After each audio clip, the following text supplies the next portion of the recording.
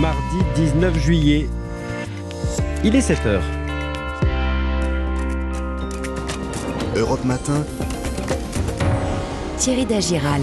À la une ce matin, les incendies en Gironde, bien sûr. Un suspect interpellé en garde à vue. L'homme déjà connu des services de police pour incendie volontaire pourrait être à l'origine du feu de Landiras. On va essayer d'en savoir plus sur son pédigré dans un instant avec Clément Barguin, envoyé spécial d'Europe 1. Au moins 17 000 hectares ravagés par les flammes en une semaine. Hier, ce sont les 5 campings autour de la dune du Pilat qui sont partis en fumée à 90%. Parmi eux, le fameux camping des Flots Bleus, connu grâce au film Camping avec Franck Dubosc. Le réalisateur du film, Fabien Ottoniente, est catastrophé par la situation, vous l'entendrez. Record de température battu à Nantes, Biscarrosse ou bien encore Brest hier. Ça va redescendre un peu aujourd'hui, mais pas à Paris, où la nuit a été très chaude et difficile. Beaucoup ont mal dormi. Clotilde Dumay est allée prendre la température du côté de la gare de Lyon, à Paris. Le projet de loi pouvoir d'achat en débat à l'Assemblée nationale. Ambiance tendue entre la NUPS et le RN qui annonce son intention de voter le texte gouvernemental de 20 milliards pour aider les Français face à la flambée des prix. Dans la prochaine demi-heure sur Europe 1. 7h13 à lire dans la presse ce matin. 7h16, retour sur Actu. C'était il y a 20 ans le lancement de l'Euro. Et puis à 7h22, les compétitions de l'été. Lucas Courtin avec les derniers résultats des championnats du monde d'athlétisme avec le coach Jean-Claude Perrin. Europe 1. Et c'est Christophe Lamarre qui vous présente le journal de 7h. Bonjour Christophe. Bonjour Thierry, bonjour à tous. C'est la seule bonne nouvelle de la matinée pour les pompiers et les habitants de la Gironde. L'alerte rouge canicule est levée. Pas sûr que l'air soit plus respirable pour autant. Le feu continue ses ravages autour de la Teste de Buch et de Landiras, alors qu'un nouveau foyer a éclaté à Vinsac dans le Médoc.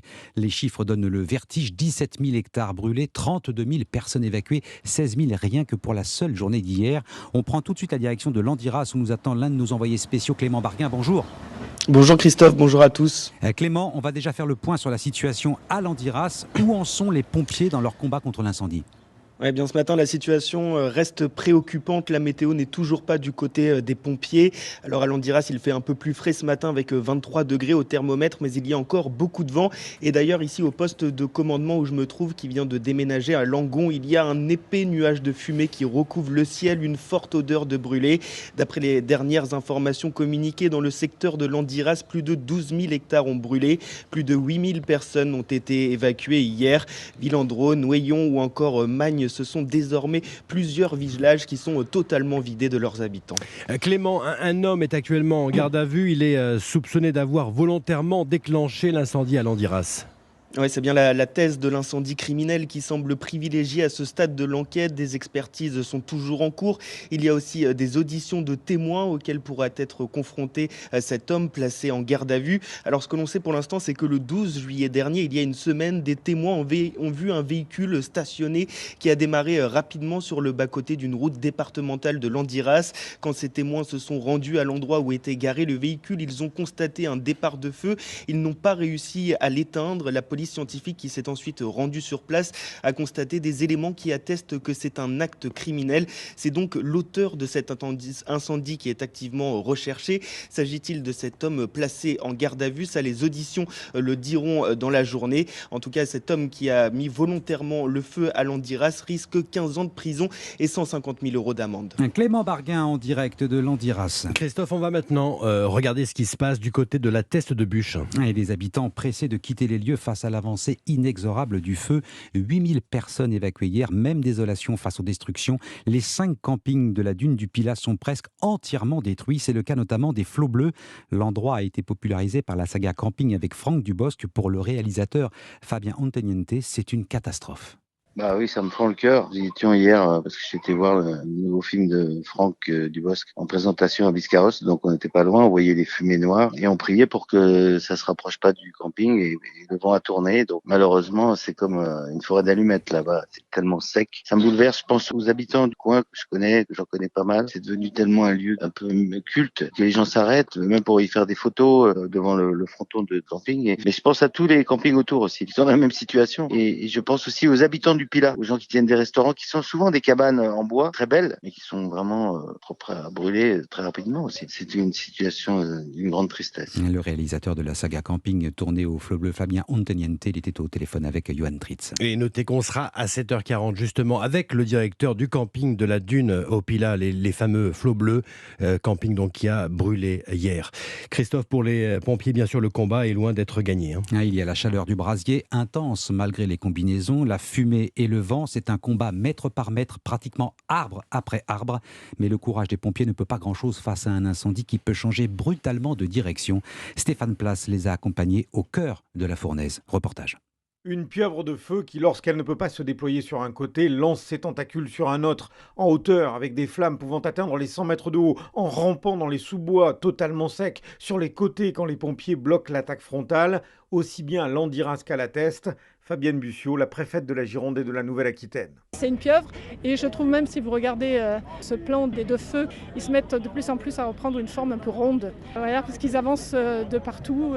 D'un côté c'est tenu, ça dépasse l'endroit où on combat et puis on combat de l'autre côté. Un ennemi imprévisible qui, porté par des vents tournants, contraint les pompiers à s'adapter en permanence. Le lieutenant-colonel Olivier Chavat dirige les opérations sur le bassin d'Arcachon. Ce qui était hier l'arrière du feu est devenu aujourd'hui, à cause du vent, le devant du feu. Une totale inversion de la direction de la tête de feu. Et donc effectivement, on a eu un feu en cime dès la fin de matinée, ce qui jusqu'à présent se produisait plutôt en fin d'après-midi. Nous avons un dispositif mobile, des camions de pompiers répartis les uns à côté des autres. Et on attend que le feu arrive sur nous pour essayer de l'arrêter avant qu'il ne franchisse ce qu'on appelle un coupe-feu. Et la plupart des pompiers le disent ici, jamais ils n'avaient été confrontés à un monstre pareil qui semble insaisissable mais qu'ils sont bien décidés à dominer. La Teste, Stéphane Place, Europe 1. J'ajoute que le zoo du bassin d'Arcachon a été évacué, les animaux transférés au zoo de Pessac. Et cette vague de chaleur se déplace désormais vers l'est et le nord de la France. 41 degrés, record battu à Nantes, hier des records aussi à Rennes et Brest. Là aussi, le thermomètre a été pris d'un accès de fièvre, plus de 39 à l'ombre. Nuit torride aussi pour les Parisiens et au-delà du périphérique pour les Franciliens qui affrontent la canicule depuis hier. Clotilde Dumay a tendu son micro à leur arrivée ce matin à Gare de Lyon. Certains sont déjà épuisés avant même d'entamer leur journée de travail. La nuit était pratiquement une nuit blanche. Nous, on n'a pas la clim à la maison. On est sous les combles, donc grosse chaleur. La nuit était un peu chaude. Ventilateur. Dormi à peu près 6 heures avec des réveils toutes les heures. J'ai dormi sans la couette, c'est super rare. Souvent quand il fait chaud je suis sous la couette, là j'ai dormi sur la couette. Il a fait extrêmement chaud et en plus j'avais un train hyper tôt le matin donc ça a été l'enfer. Je n'avais rien dormi du tout, c'était incroyable. Un reportage tout sonore à la Gare de Lyon signé Clotilde Dumay. L'actualité de ce mardi, c'est aussi le début de l'examen du projet de loi sur le pouvoir d'achat à l'occasion d'une passe d'armes entre le Rassemblement national et la France insoumise. 500 amendements déjà examinés, il en reste autant à discuter d'ici jeudi. La prime Macron a été l'objet de vifs débats entre les deux principaux partis d'opposition à l'Assemblée, entre la France insoumise et le Rassemblement national. La guerre est désormais ouverte, Victor Chabert. Oui, grosse tension dans l'hémicycle entre le RN et la NUPES quand LFI dépose un amendement pour renommer la prime Macron la prime enfumage. Colère des députés RN. Jean-Philippe Tanguy, le numéro 2 du groupe à la flamme, sonne la charge. Collègues de la France Insoumise, sincèrement, j'ai honte pour vous. On n'est pas là pour s'amuser. L'amendement que vous déposez, seulement le deuxième, il aura fallu seulement 2 amendements pour voir votre vrai visage. Vous êtes les bouffons rouges du roi Macron. Quelques minutes plus tard, Adrien Quatennens, député insoumis, lui répond. C'est vrai qu'on a vu le ministre Bruno Le Maire disparaître de l'hémicycle. Mais il peut se rassurer puisqu'il a son sosie vocal en la personne de Monsieur Tanguy. Madame Le Pen a passé la campagne présidentielle à parcourir les plateaux de télé pour expliquer que précisément, elle s'opposait à la hausse des salaires. Ensuite, c'est le groupe RN qui quitte l'hémicycle lorsque la chef de file des députés LFI, Mathilde Panot, prend la parole. Il y a quelques jours, elle faisait le lien dans un tweet avec, je cite, les collaborationnistes de Vichy qui ont organisé la rafle du Veldiv et l'élection de 89 députés RN. Ils l'ont donc boycotté.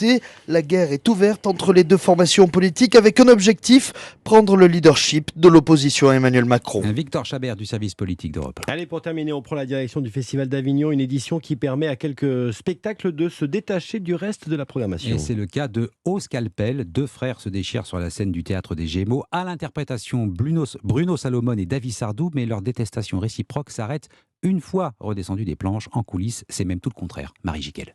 Dans ce huis clos, qui aurait certainement plu à Freud, Bruno Salomon et David Sardou dissèquent leur relation au point mort depuis plusieurs années. Le schéma classique d'une chamaillerie entre frères, l'un est taxé de chouchou de la famille, l'autre d'un télo à qui tout réussit. J'ai pas été plus jaloux que n'importe quel aîné. Ah oui?